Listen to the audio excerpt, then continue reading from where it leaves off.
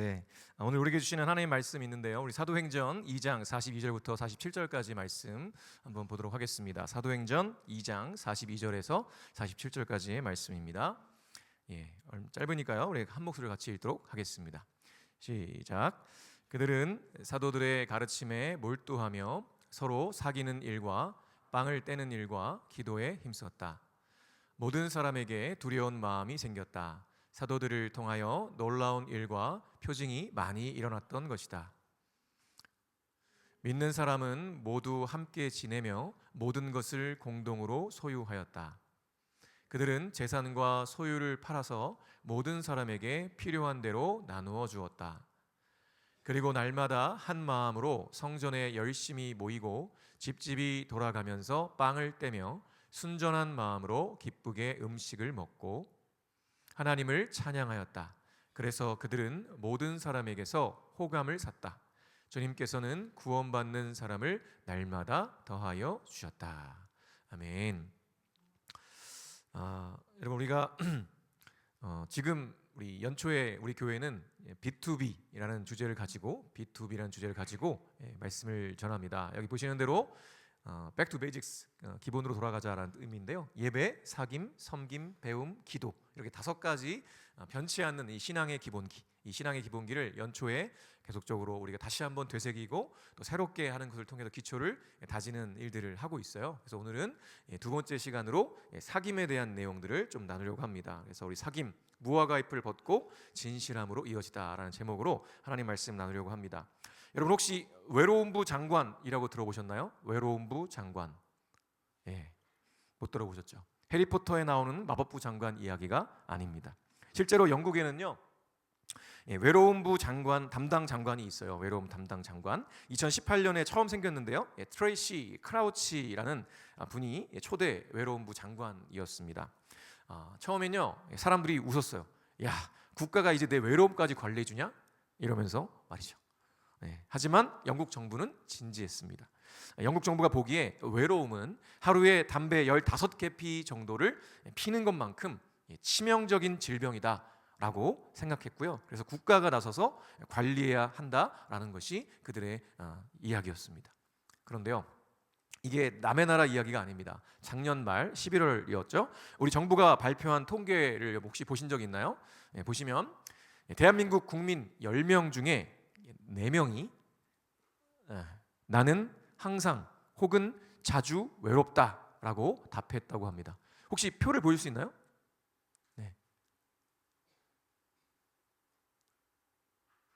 네, 제가 설교를 너무 늦게 드리는 것 같아요. 안 돼요? 네, 제가 표를 너무 늦게 드린 것 같습니다. 특히 10명 중 4명이 난 항상 혹은 자주 외롭다라고 했어요. 그러니까 옆에 여기 분들 보시면 이 지금 100명이 넘게 있는데 이 중에 40명 정도는, 100명이라고 하면 40명 정도는 나는 항상 외롭거나 외롭다고, 자주 외롭다라고 느끼고 있는 거예요. 여러분 한번 보세요. 옆에 친구들. 겉으로 보기엔 안 외로워 보이지만 실제로는 외로움을 많이 타고 있는 친구일 가능성이 굉장히 높습니다. 여러분도 마찬가지예요. 그런 상황이라는 거죠. 특히 우리 청년 세대의 외로움이 가장 심각한데요. 그 주된 원인이 뭔지 아세요, 여러분? 놀랍게도 SNS로 인한 상대적 박탈감이라고 합니다. 이게 참 아이러니하지 않습니까? 우리는 인류 역사상 가장 연결된 초연결 시대를 살고 있습니다. 지금 당장이라도요, DM 보내고 스토리 올리면요, 친구들이 반응을 해주죠. 그런데 정말 너무나 역설적으로 우리는 가장 고립된 세대, 외로운 세대를 살아가고 있다는 겁니다. 밤에 침대에 누워서 인스타를 하죠. 켭니다. 친구들은 다 힙한 카페 가고요, 오마카세 먹고 여행 가서 웃고 있어요. 그 화려한 피드를 보다가 이렇게 액정에 비치는 내 얼굴을 보면 어떻습니까? 초라해 보이죠. 좋아요는 누르지만 정작 내 마음을 알아주는 사람은 없는 것 같은 기분. 그렇게 멍 때리고 있다가 스마트폰을 탁 떨어뜨리면 어떻게 돼요? 최악이죠. 이렇게 저도 경험해봤는데 고통과 짜증과 비참함이 함께 몰려옵니다. 잠들기가 싫어지죠. 영국에는 장관이 있고 우리 대한민국도 이 외로움을 사회적 문제로 다루면서 각종 정책들과 사회복지 제도들을 만들어서 이 문제를 다루고 있어요. 하지만 여러분, 한번 솔직하게 생각해 봅시다. 장관이 임명되면 외로움이 사라질까요? 국가에서 지원금을 주면 고립된 마음이 연결될까요? 정책으로 1인 가구는 지원할 수 있을지 모르겠지만 그 방 안에 있는 그 한 사람의 텅 빈 마음까지는 채워줄 수 없습니다. 그럼에도 우리는요 모두 따뜻한 공동체를 꿈꿔요. 우리가 오늘 읽은 사도행전 2장에 나오는 내 것을 아까워하지 않고 서로 챙겨주는 그런 가족 같은 교회를 말이죠. 하지만 현실은 어떤가요, 여러분? 고슴도치 딜레마라는 말 있어요. 추워서 서로 안아주려고 다가가면 어때요? 가시에 찔려 아프고, 그렇다고 떨어지면 너무 춥고요. 교회에 더 상처받는다. 너무 깊이 알려고 하지 마라. 개인 프라이버시니까 더 이상 가까이 오지 말아라. 다가오지 마라. 이게 요즘 우리의 솔직한 방어 기제 아닌가요? 사랑하고 싶은데 다가가는 게 두려운 우리, 도대체 어디서부터 잘못된 걸까요? 세상은요 이 외로움을 사회 구조의 문제나 SNS의 폐해라고 진단합니다. 틀린 말은 아니죠. 하지만 성경은 이 문제의 뿌리가 아주 깊다고 말합니다. 우리의 성격 문제나 MBTI 차이가 아니라 인류 최초의 사건, 바로 이 죄 때문이다라고 말하고 있어요. 창세기를 보면요 인류가 느낀 첫 번째 외로움의 순간을 기록하고 있습니다.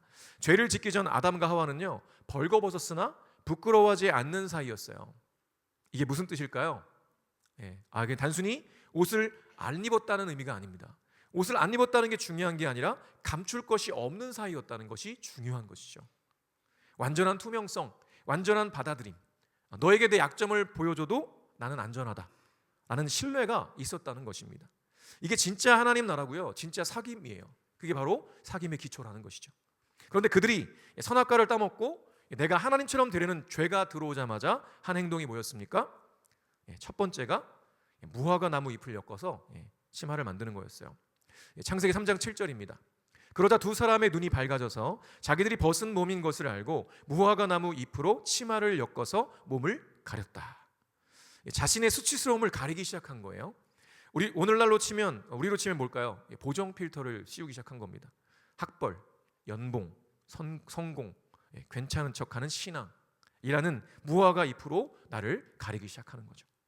나 괜찮은 사람이야 라고 보여줘야 사랑받을 수 있다고 믿기 때문에 그렇게 하는 거죠. 그 누구도 나의 있는 모습 그대로를 받아줄 거라고 여기지 못하는 거예요. 그래서 자꾸만 새로운 무화과 잎으로 더 화려하고 더 이뻐 보이는, 멋있어 보이는 무화과 잎으로 자신을 가리는데 집중하는 것입니다. 두 번째는요, 나무 뒤에 숨었어요. 창세기 3장 8절에 이렇게 기록합니다. 그 남자와 그 아내는 날이 저물고 바람이 서늘할 때에 주 하나님이 동산을 거니시는 소리를 들었다. 남자와 그 아내는 주 하나님의 낯을 피하여서 동산 나무 사이에 숨었다. 하나님을 피하여 숨습니다. 왜 숨었을까요? 지금까지는 하나님과 동산을 거닐며 산책도 하고요, 정말 깊은 사귐 가운데 있었어요. 하나님과 정말 친밀했습니다. 그것은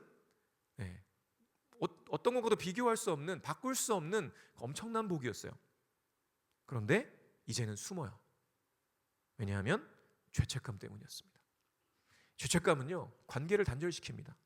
하나님은 동산의 모든 나무의 열매들을 마음껏 먹으라고 주셨고요, 에덴의 그 모든 것들을 다스리라고 맡겨주셨어요. 엄청난 복과 특권이요 은혜였습니다. 그런데 하나님께서 딱 하나 하지 말라고 하신 것이 바로 선악과를 먹지 말라는 거였어요. 그거 먹으면 너 반드시 죽어, 그러니 먹지 말라고 명령하셨습니다. 그런데 그 하나를 지키지 못하고 불순종하게 돼요. 그래서 이전까지는 그렇게 친밀하게 교제하던 하나님 앞에 나아가는 것이 두려워진 겁니다. 하나님의 말씀을 어겼으니 심판받을 거라는 생각이 그의 마음을 사로잡았던 거죠.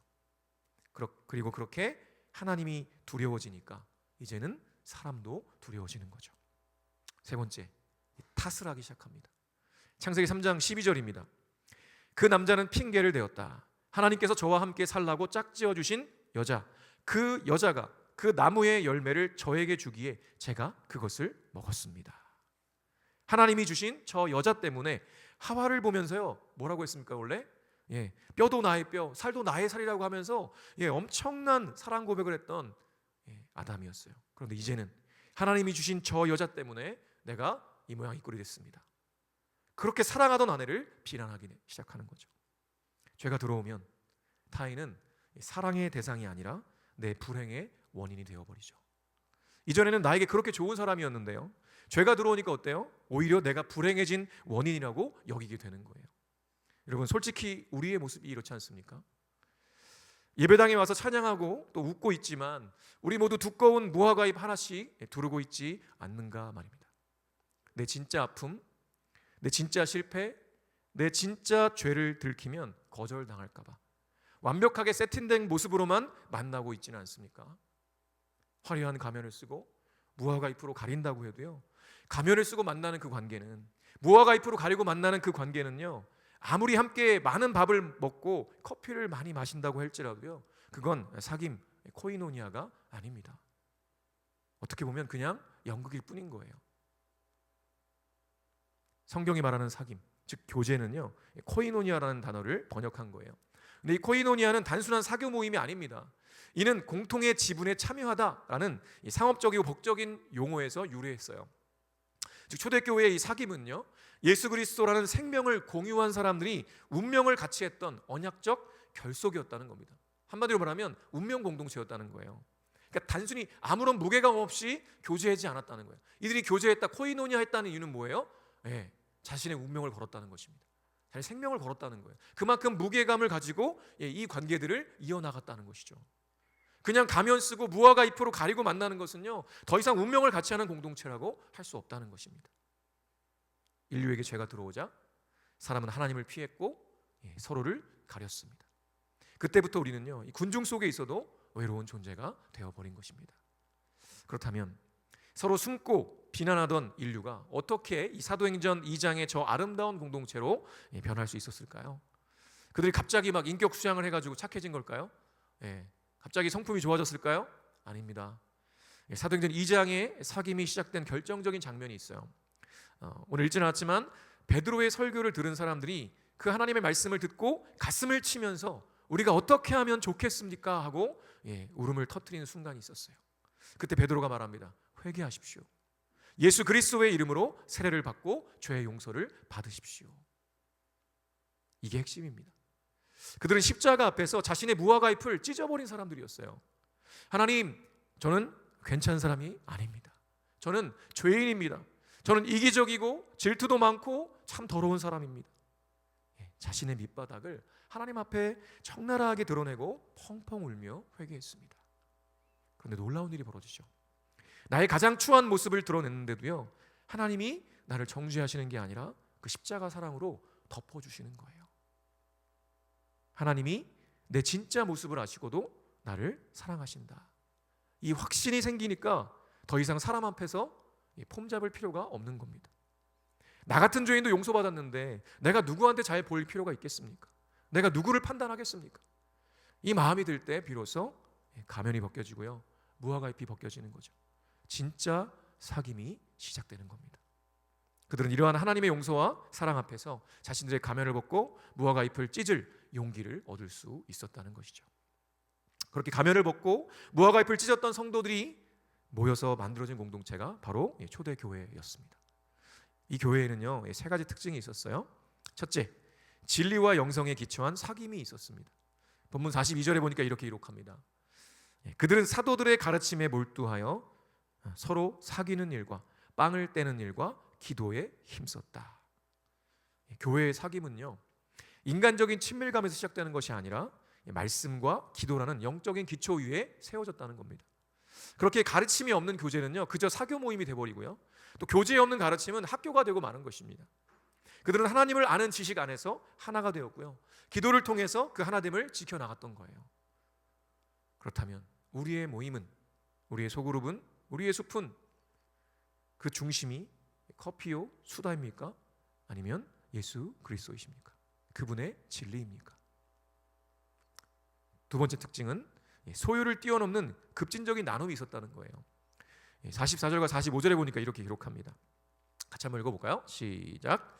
믿는 사람은 모두 함께 지내며 모든 것을 공동으로 소유하였다.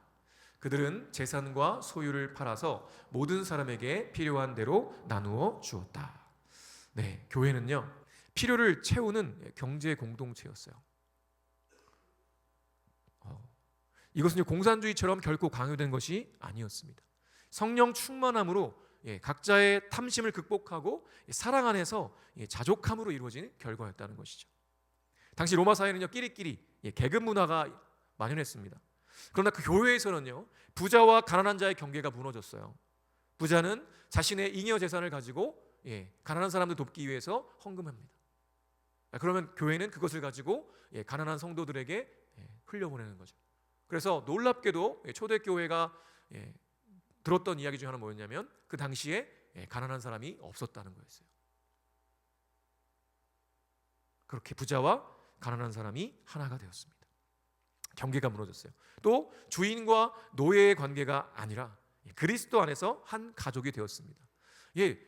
주인이 있고 노예가 있어요. 근데 주인과 노예는요, 같이 한 상에서 밥을 먹지 않습니다. 오히려 노예는 가서 열심히 일하다가 들어와요. 그럼 어떻게 해야 돼요? 주인은 어떻게 하면 아이고 우리 노예 고생했네, 일로 와서 같이 밥 먹자 이러겠습니까? 아니에요. 식사 준비하라고 합니다. 오면 일하다 왔어도 그냥 뭐라고 하는 거예요? 넌 노예니까 나의 식사를 준비해야 돼. 당연하게 생각하는 거죠. 그게 당시 문화였다는 겁니다. 그런데 교회에서는 놀랍게도 주인과 노예가 한 상에서 같이 밥을 먹었어요. 엄청난 일이 일어난 것입니다. 그리스도 안에서 한 가족이 된 거예요. 그리고 이렇게 내 것을 내 것이라고 하지 않는 것은요, 내 삶의 주인이 하나님이심을 고백하는 최고의 신앙 고백이었습니다. 그렇다면 우리는 지체의 아픔과 결핍을 보고 내 지갑을 열고 있습니까? 세 번째, 가면을 벗은 순전한 기쁨이 있었어요. 본문 46절과 47절인데요. 우리 다시 한번 읽어볼까요? 시작. 그리고 날마다 한 마음으로 성전에 열심히 모이고 집집이 돌아가면서 빵을 떼며 순전한 마음으로 기쁘게 음식을 먹고 하나님을 찬양하였다. 그래서 그들은 모든 사람에게서 호감을 샀다. 주님께서는 구원받는 사람을 날마다 더하여 주셨다. 순전한 마음은 헬라어로 보면요, 이물질이 섞이지 않은 숨김 없는 상태를 뜻하는 단어입니다. 이는 창세기 3장의 무화과 잎, 그 잎이 벗겨진 상태를 말하는 거죠. 세상은요, 이익을 위해 관계를 맺습니다. 이 사람과 내가 관계를 맺으면 나에게 뭔가 유익이 될까, 뭐가 유익이 될까를 생각하고 계산하죠. 그리고 이익이 될 것 같으면 만나고요, 이익이 될 것 같지 않으면 끊어버립니다. 그게 세상 사람들의 모습이죠. 그런데 교회는요, 투명한 마음으로 만났어요. 초대교회는 순전한 마음으로, 이물질이 섞이지 않은 숨김없는 모습으로, 투명한 모습으로 서로를 대했다는 거죠. 이 거짓없는 순수함과 기쁨이 세상 사람들에게 매력으로 다가갔어요. 호감을 사기 시작합니다. 그 결과 구원받는 사람이 날마다 더해졌다고 성경은 말씀하고 있죠. 여러분, 우리는 공동체 안에서 괜찮은 척하는 가면을 쓰고 무화과 잎으로 가리고 있지 않습니까? 그렇게 가면을 쓰고 무화과 잎을 가리고 나와 이 사람이 과연 나에게 유익이 될까, 혹시 이렇게 계산하며 만나고 있지 않은가 하는 거죠. 사도행전 2장의 공동체는요, 결코 완벽한 사람들이 모인 곳이 아니었습니다. 그저 하나님 앞에서 예수 그리스도로 인하여 용서받은 죄인들이 모인 곳이었어요. 그런 사람들이 성령 안에서 서로의 부족함을 채워주는 곳이 바로 교회였다는 것입니다. 이것이 바로 우리가 꿈꾸는 하나님 나라의 사귐의 모습이에요. 우리는 다 죄인이에요. 이 세상 그 누구도 자신의 죄인됨을 거부할 수 없습니다. 자기가 아무리 의인이라고 외쳐도 그가 죄인인 것은 이미 정해진 것이죠. 이 세상 그 누구도 죄인이 아닌 사람이 한 사람도 없어요. 그러나 그런 죄인인 우리 하나님께서 우리 예수 그리스도를 통해 우리를 그 십자가에서 대신 우리의 죄를 지고 죽게 하심으로 우리의 모든 죄책을 다 짊어지시고 다 하나님의 진노를 받으심으로 해결하신 거예요. 그래서 우리가 그분을 믿을 때, 그 모든 것들을 내가 받아들이고 인정하고 고백하며 주님을 받아들일 때 놀라운 구원의 역사가 우리에게 임하는 것이죠. 그래서요, 그리스도인들은 죄인은 죄인인데 그냥 죄인이 아니고요, 용서받은 죄인인 거예요. 우리가 이 정체성을 결코 잊으면 안 됩니다. 나는 예수 믿으니까 나는 의인이야. 맞죠? 그러나 그냥 의인이 아니라 용서받은 죄인으로서의 의인이라는 것을 우리는 늘 기억해야 됩니다.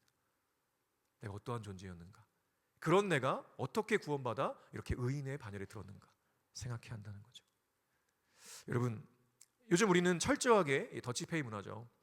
깔끔합니다. 그죠? 다 이렇게 엠빵 해가지고 다 이렇게 나눠주고, 그래서 합니다. 하지만 성경적인 사귐은 조금 질척거려요. 지체의 월세가 밀렸을 때, 취업 준비하느라 밥을 굶고 있을 때 모른 척하지 않고 기프티콘 하나라도 보내면서 밥 잘 챙겨 먹어라 라고 말해주는 것. 내 지갑이 열리는 곳에 진짜 마음이 흘러간다는 걸 우리는 잘 알고 있습니다. 요즘 우리는 서로 너무 계산하며 만나지 않습니까? 그러나 내가 저 형제, 저 자매랑 친해지면 인맥에 도움이 될까? 이런 계산 없이 그냥 그 존재 자체로 기뻐하는 것, 그것이 바로 순전한 마음으로 만난다는 거예요. 그리고 세상은요, 약점을 보이면 어떻게 하나요? 공격합니다. 야, 쟤는 멘탈이 약해. 하지만 교회는 어떻죠? 약점을 보이면 덮어주고 기도해주고 감싸주는 것이죠. 저는 여러분의 숲이 이런 곳이 되었으면 좋겠습니다. 나 사실 알코올 의존이 좀 있어. 나 음란물 끊기가 너무 힘들어요. 나 부모님 때문에 정말 미쳐버리겠어요. 이렇게 고백했을 때, 야, 웬일이야? 야, 쟤 저랬대. 이러면 수근수근하는 게 아니라, 나도 그래. 나도 죄인이야. 우리 같이 기도하자 하고 함께 공감하고 울어주는 것. 그것이 바로 이 땅에 임한 하나님 나라의 모습이라는 거죠. 여러분, 세상은요, 우리의 끊임없이 말합니다. 너를 포장해라. 더 멋진 스펙, 더 예쁘고 멋진 사진으로 너를 증명해라. 그래야 사람들이 너를 인정해주고 너와 가까이 할 거다. 그래서요, 우리는 점점 더 외로워지는 거예요. 화려한 무화과 잎 속에서 우리는 썩어 문드러지고 있는 겁니다. 하지만 교회는 다르죠. 여기는 성공한 사람들의 동호회가 아니에요. 교회는요, 용서받은 죄인들의 병원입니다. 아픈 사람들이요. 아픈 사람들이 병원에 가지 건강한 사람은 병원에 안 가잖아요. 마찬가지, 영혼의 병원이에요. 우린 다 아픈 사람들입니다. 영혼의 병이 다 들어있어요. 그런 사람들이 교회에 와서 예수 그리스도를 만남으로 점점 치유되고 회복되어 가는 과정 가운데 있어요. 그래서 교회는요, 정말 다양한 스펙트럼의 사람들이 모입니다. 어떤 사람은 정말 성숙한 사람이 있어요. 신앙도 성숙하고 성품도 성숙한 사람들이 참 많이 있습니다. 그런데 어떤가 하면 정말 세상에서도 보기 힘들 것 같은 그런 참 안타까운 성품의 사람들도 분명히 있어요. 정말 스펙트럼이 다양합니다. 그런데요, 그럼에도 불구하고 그렇게 다양한 사람들이 모여 있을 수 있는 이유는 뭐라는 것입니까? 다 우리가 미완성이고 부족한 자고 죄인이라는 것을 우리는 다 알고 있기 때문에 그래요. 나도 용서받은 죄인이라는 거죠. 나도 똑같다는 것입니다. 그런데 내가 당신보다 먼저 주님의 은혜를 알게 되었고, 그렇게 주님을 닮아가다 보니 난 여기까지 이렇게 회복되고 이렇게 치유받았다 라는 것을 우리는 깨닫고 있어야 한다는 거죠. 그러니 제발 교회 올 때만이라도 여러분 괜찮은 척하지 않았으면 좋겠어요. 교회까지 와서 예배드리고 소그룹 순모임 하는데 일주일 동안 어떻게 지냈냐고 이렇게 물어보는데 좀 별일 없었어요? 괜찮았어요? 이러고 자신을 내어놓지 않고 괜찮은 척하고 또 일주일을 그렇게 고통스럽게 살아가는 일들, 누가 나 알아주지 않나, 누가 정말 나의 친구가 되어주나, 그렇게 끙끙 앓고 있는 모습이 혹시 저와 여러분의 모습이라면 그것은 정말 안타까운 일이에요. 이번 한 주 여러분에게 도전하고 싶습니다. 고슴도치처럼 가시 세우고 웅크리고 있지 마세요. 용기 내어서 여러분의 무화과 잎을 조금만 내려놓으십시오. 나 사실 요즘 힘들어요. 기도해 주세요. 도와주세요. 여러분이 먼저 용기 내어서 여러분의 약함을 고백할 때요, 놀라운 건 뭔지 아십니까? 세상에선 내 약함을 고백하면 그걸 가지고 약점 잡아가지고 이용해 먹습니다. 그런데 우리는 어때요? 그리스도 안에서 나의 약함을 용기 내어 고백하기 시작할 때요, 그곳에 성령께서 계시기 때문에 성령께서 우리의 고백 가운데, 우리의 공동체 모임 가운데 임재하시는 것이죠. 그래서 성령께서 우리의 마음을 뜨겁게 하시고요, 그 사도행전의 그 뜨거운 사랑이 임하게 하신다는 것이죠. 그래서 우리 청년교회 안에 그런 놀라운 사랑의 나눔들이 다시 시작되게 될 줄로 믿습니다.